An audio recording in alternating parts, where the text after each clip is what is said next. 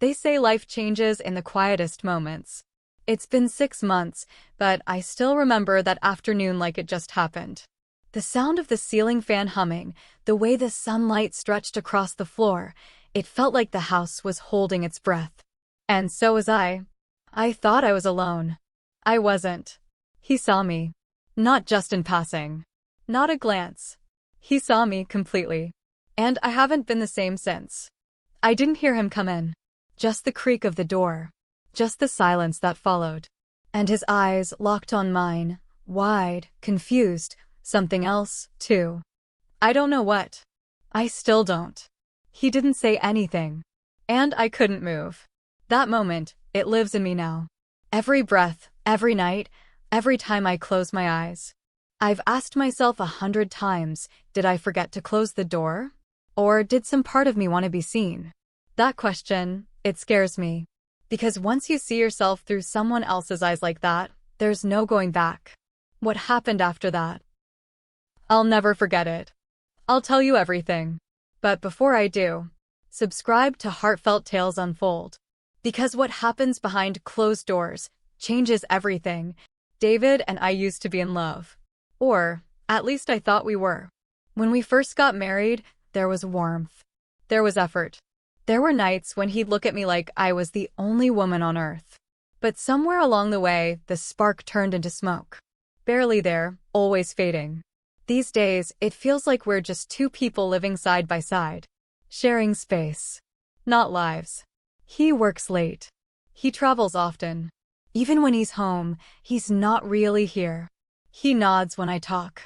He says all the right words, but they're hollow, like reading from a script he's long forgotten how to mean. And then there's Eli. David's son. My stepson. He was 13 when I met him.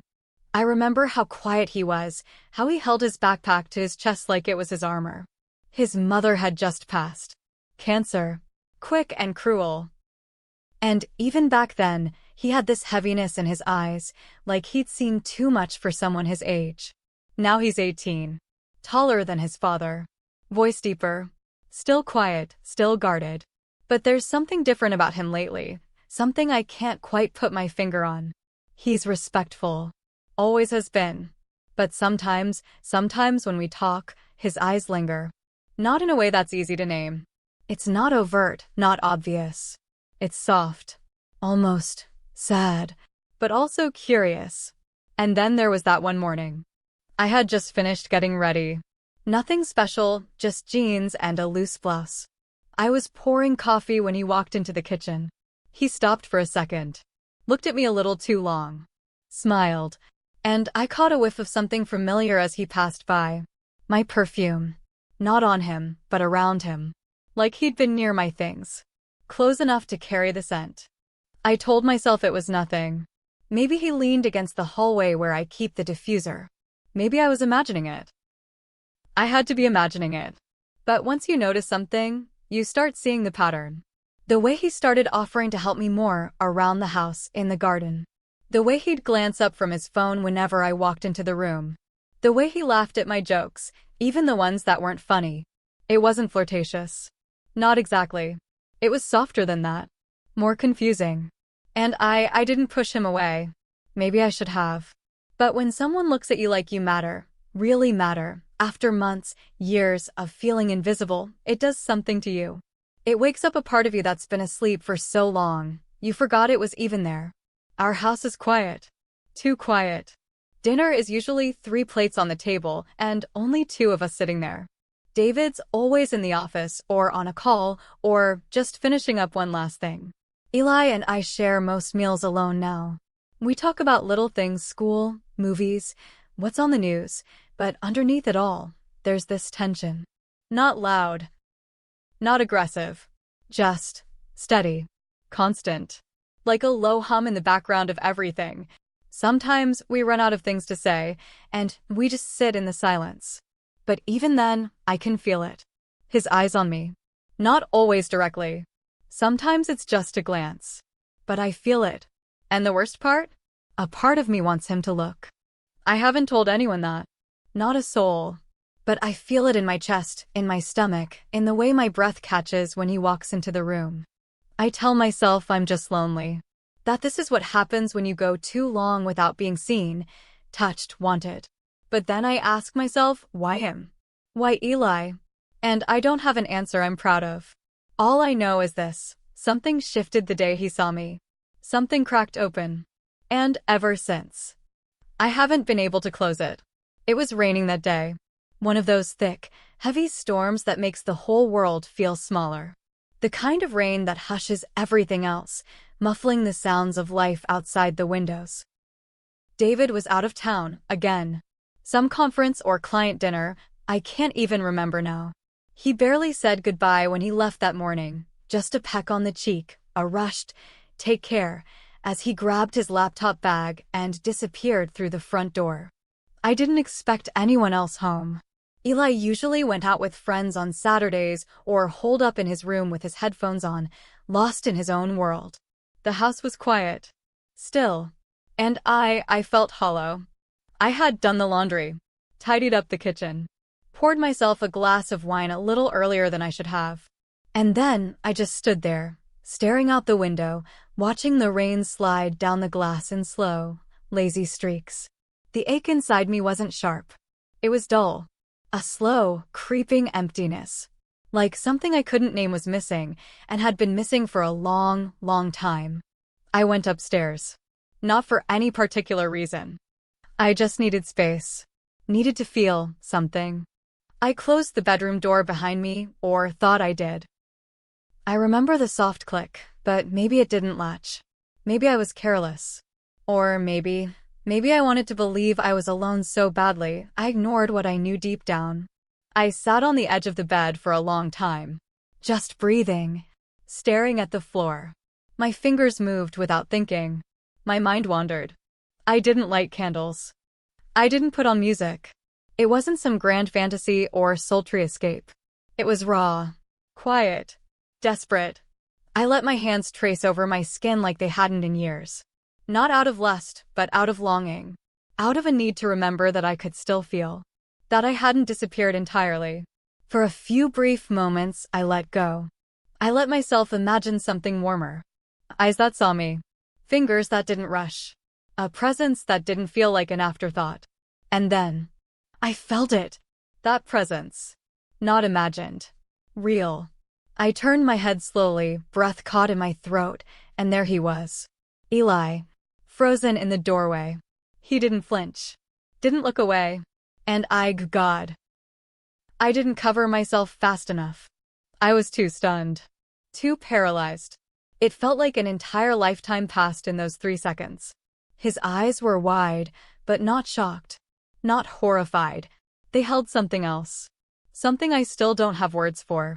I sat up, heart pounding in my ears, mouth dry, throat tight. But before I could say a word, he turned. And walked away. Not fast. Not in a panic. Just turned and left. No slam of the door. No footsteps pounding down the hall. Just that thick silence settling in again. Like the storm outside had crept into the walls of the house. I stayed frozen for what felt like forever. My hands still in my lap. My breath shallow. My mind racing, trying to convince myself I'd imagined it. That it didn't happen. That maybe the door had been closed and locked, and this was some twisted daydream. But it had happened. He saw me. He watched me. And then he walked away. No apology. No words. But I saw it. I saw the way his chest rose and fell. The way his fingers curled slightly as he turned. The way he hesitated, just a moment before leaving. That moment wasn't accidental. And that silence that followed? It was louder than anything I've ever heard. I didn't sleep that night. Every time I closed my eyes, I saw his face in the doorway. Still. Quiet.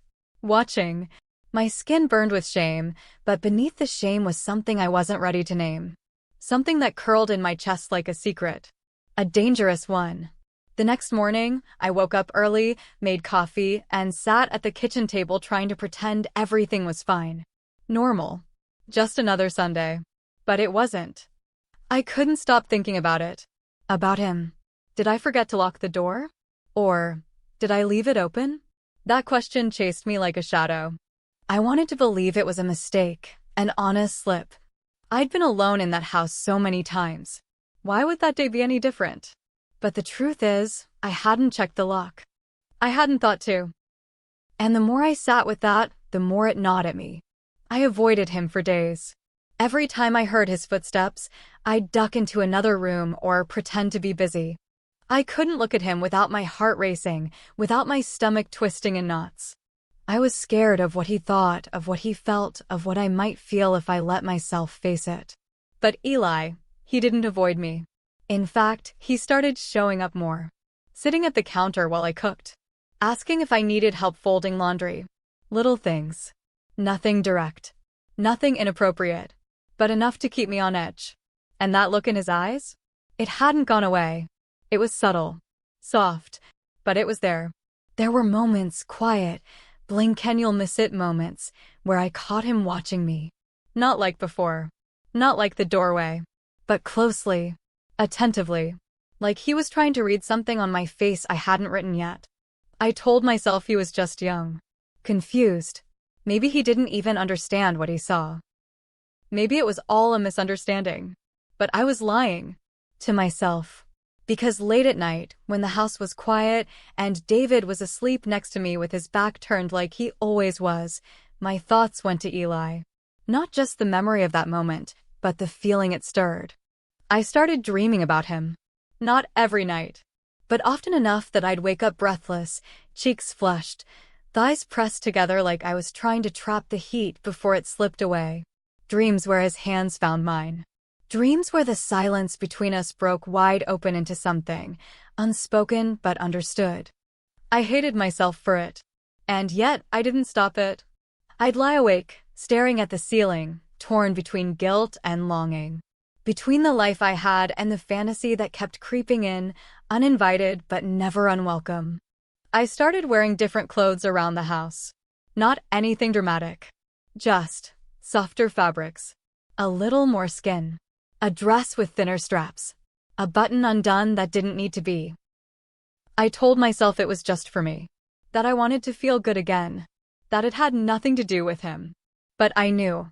I knew the way I lingered a little longer in the kitchen when he came in. The way I laughed more easily when he made a joke. The way I waited, hoped for our paths to cross. I hated that I noticed the way his voice had changed. The way his jawline had sharpened. The way his presence filled a room differently now. I was supposed to be the adult. The parent figure. The safe one. But nothing felt safe anymore. My body betrayed me. My mind betrayed me. I kept telling myself that nothing had happened. That I'd done nothing wrong. But that wasn't true. Because something had happened. Something real. Something I couldn't undo. And the more I tried to ignore it, the louder it got inside me. This wasn't just about being seen. It was about being wanted. And I hadn't felt that in so long, I'd forgotten how powerful it was. How dangerous. I'd like to say I found clarity in that time. That I made a choice. That I decided to pull back, draw a line, remind myself of what was right. But I didn't. I drifted through those days in a fog. Half afraid he'd bring it up, half afraid he wouldn't. And all the while, that moment in the doorway looped over and over in my head. His eyes, my breath, the silence, and the part of me, small but alive, that didn't regret it. It started with small things. He offered to help more around the house. Innocent enough, at first. Washing dishes, setting the table, chopping vegetables next to me in the kitchen. But there was something different now in the way he moved, the way he stood a little closer than before.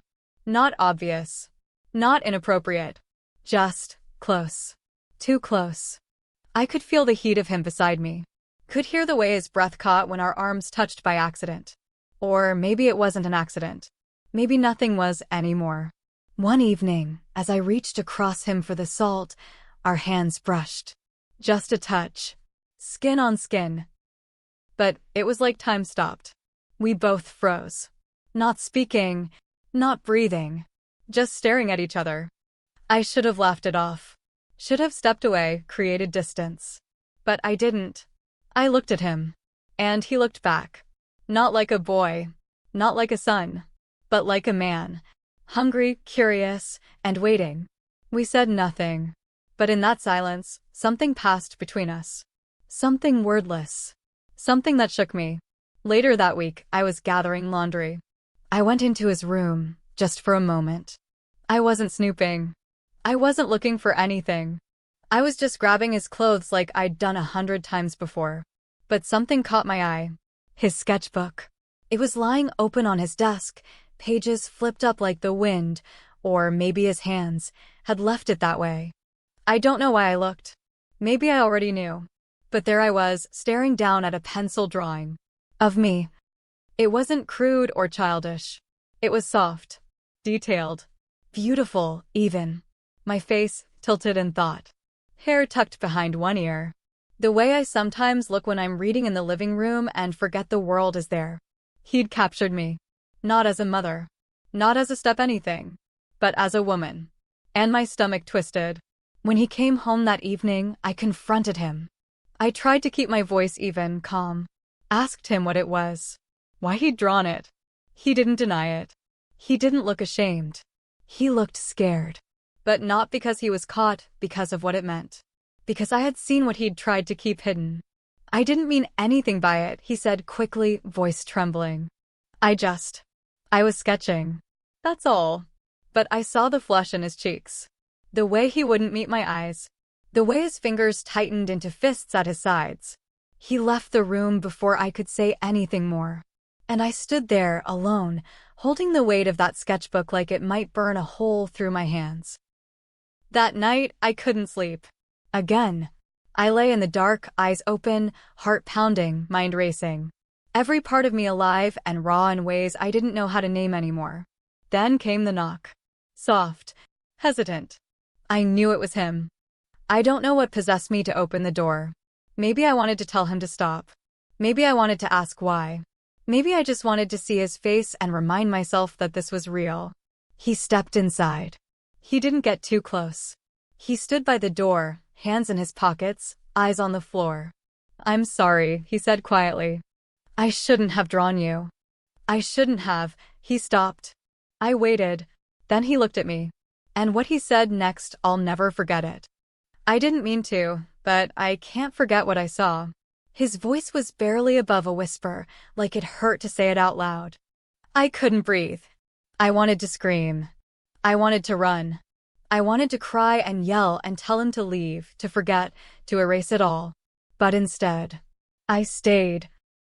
I stood there, in my nightgown, in the quiet, looking into the eyes of someone who had seen me more clearly than anyone had in years. And I didn't move. Not forward. Not away. Just stayed. Because something in me had already crossed a line. Even if nothing had happened yet, something had changed. And deep down, I knew this wasn't the end. It was only the beginning. The rain had been coming down since early evening. One of those restless storms that never settles. The kind that taps against the windows like it's trying to get in, like it knows something's about to happen. David was gone again. Another late flight. Another business trip. I didn't ask where. I didn't care anymore. I just nodded, kissed his cheek, and watched the door close behind him. I stayed downstairs that night. The house was quiet, but not peaceful. It felt like the air was holding its breath. I was standing at the kitchen sink, staring into nothing, hands wrapped around a warm mug I wasn't even drinking from. The only sound was the rain. Then I heard him. Eli. I didn't turn at first. I knew it was him. I knew the sound of his footsteps, so careful, like he never wanted to disturb the world around him. He stepped into the room and stopped. I could feel his presence behind me. Silence. I waited. Then, softly, he said, I think I should move out. My heart dropped. Just like that. No build-up. No warning. Just those 6 words. I turned around, finally, and looked at him. His eyes were serious. Tired. There was something heavy in them, like he'd been carrying the weight of everything he hadn't said. I can't stay here, he whispered. It's not right. I stepped forward, slowly, not thinking, just feeling. Please don't, I said, my voice shaking. Don't leave. He looked at me like he didn't understand. Or maybe he did, and that's what scared him. We stood there, barely a breath apart. The storm outside growing louder, wilder, like it was echoing what was happening inside me. Then I did something I didn't plan. I reached for him. I touched his arm. Just gently. And he stepped into me. We hugged. But it wasn't just a hug. It was something else. It lasted too long. Our bodies fit too easily. My face pressed against his chest, and I could feel the way his heart raced. I knew I should pull away. I knew it. But I didn't. And when I finally tried, when I shifted to step back, he didn't let go. His hands stayed on my waist. Mine stayed on his chest. And our faces were suddenly, somehow, just inches apart. He looked at me. And I looked at him. Neither of us moved. Neither of us needed to. Because in that suspended second, the line we weren't supposed to cross had already blurred into nothing. Maybe it was just a kiss. Soft. Breathless. A whisper of one. Maybe it was more. I'm not going to say. Not because I'm protecting him, or myself, but because I'm not sure I can explain it. Not with words.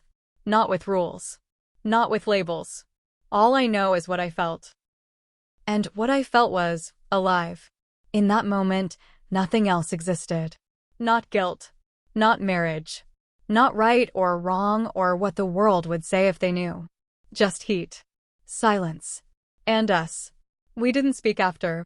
We didn't need to. He left the kitchen without a word. And I stayed, standing there in the dark, heart-pounding, skin-tingling, mind a mess. Something had happened. Something real. And there was no undoing it. After that night, the silence came back. But it wasn't the same as before. It was thicker now. Sharper. Like glass between us, see-through but dangerous to touch. Eli and I stopped speaking. We didn't have to say it out loud. We both knew we'd crossed something we couldn't uncross. Whatever boundary we pretended existed had vanished the moment we didn't step away. He started avoiding me. Didn't come to the kitchen when I cooked. Didn't sit at the table when dinner was ready. Some nights he skipped meals altogether. I'd hear the door to his room shut, quiet and final. And me? I became a ghost in my own home. I moved through the rooms like I was walking underwater, slower, heavier, unsure if I was floating or drowning. I forgot to answer emails. Burned toast more than once. Left laundry in the machine until it smelled of mildew. My hands were busy, but my mind was somewhere else entirely. David came home a few days later. The moment he stepped in, I could feel his eyes on me. Studying me. Not in the way a husband studies his wife out of affection, but in that distant way you look at a picture you know is crooked, but can't quite figure out why. He hugged me like always. Light, perfunctory, absent. But something in his expression lingered. A hesitation. A question he hadn't figured out how to ask. I told him I was just tired. Long week. Didn't feel like myself. And that part was true. I didn't feel like myself. Because I wasn't. I was something else now. Something split down the middle. Something I didn't recognize. One evening, I was upstairs folding towels when I heard David call my name from Eli's room. My heart stopped. I walked in, keeping my breath steady, forcing calm into my voice. He held up the sketchbook. That sketchbook. The one I should have hidden, destroyed, anything. He flipped it open, held the page up. My face. His shading. His detail. Every stroke familiar. Did Eli draw this? He asked, a little confused, but not yet suspicious. My mouth opened before I even thought. No, I said. It's mine. He blinked. You. Yeah. I used to sketch. Just felt like trying again. The lie came out smooth. Easy. Too easy. He stared at the page again. Nodded slowly. It's really good, he said. Didn't know you had that kind of talent. I smiled. Small. Hollow. He left the room, still holding the book, flipping through the pages. And I stood there, heart hammering against my ribs, the walls around me closing in. I looked into my husband's eyes, and I lied. Just like that. Clean. Straight-faced. Without a tremble. And that was the moment it hit me. Not what I'd done with Eli. Not what I'd allowed. Not even the fact that I couldn't stop thinking about it. But this.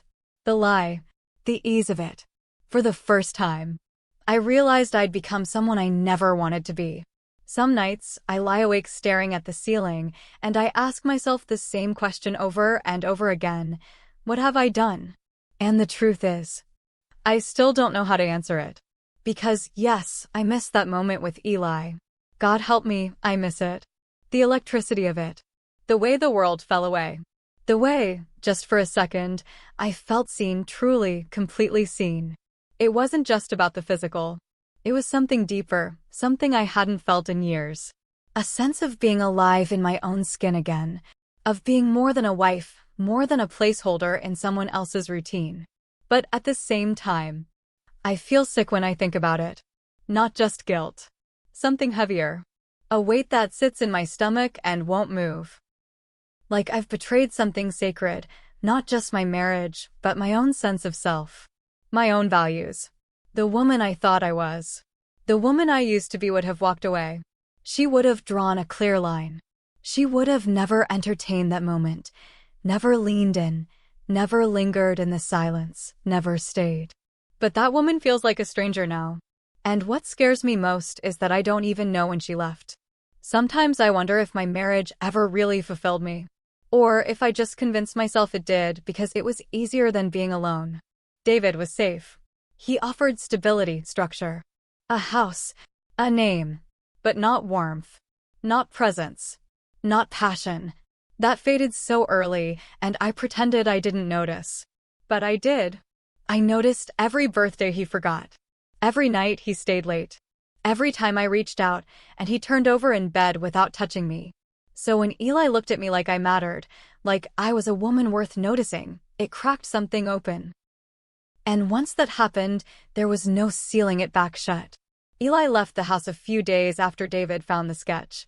Said he was staying with friends for a while, that he needed space. He didn't say much. Didn't look me in the eye when he packed his bag. I didn't try to stop him. I couldn't. There was too much unsaid between us. Too many stolen glances, half-buried thoughts, moments that we both wanted to believe didn't mean what they meant. After he left, the house felt even quieter than before. But not the peaceful kind of quiet. The kind that rings in your ears, like punishment. Like it's reminding you of everything you've lost and everything you never had. David asked if something was wrong. I told him I felt off. That I needed space. Time. A little distance from everything. I used vague words, soft ones, nothing that would set off alarms. Just enough to explain the way I'd been drifting, even if I didn't really know where I was drifting to. He nodded. He always nods. He didn't fight me on it. And that might have hurt most of all. No anger.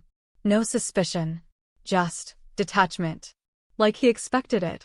Like maybe part of him had been waiting for me to admit that something inside me had changed. And it has. I've changed. But I don't know into what. I keep hoping that space will clear my head. That time will make me forget. That Eli will fade back into being just my stepson. Just a boy in the hallway. Just a memory I can place neatly into a box and never open again. But it's not working. The dreams haven't stopped. And the worst part? I don't think I want them to. If you've ever been caught between loneliness and longing, if you've ever felt that ache in your chest that no one seems to notice, if you've ever stood at the edge of a decision that could ruin everything and still, wondered what it would feel like to take just one step forward. Tell me, what did you do? Was it a moment of weakness? A slip? A stumble? Or was it something deeper? A truth you buried until it finally clawed its way to the surface? I want to hear from you. Honestly. No judgment. Just truth. Share your thoughts in the comments. Please. Because I can't be the only one who's felt this way. And if stories like this speak to you, if you've ever lived in that gray space between right and wrong, don't forget to like, subscribe, and tap the bell so you never miss what comes next. This is Heartfelt Tales Unfold, where the stories no one dares to speak finally have a voice. Desire doesn't always arrive the way you expect it to. Sometimes it wears the face of safety. A smile. A gentle hand on your back. Someone who remembers how you take your tea. And sometimes it's a fire you never meant to light, burning in the space where comfort used to live.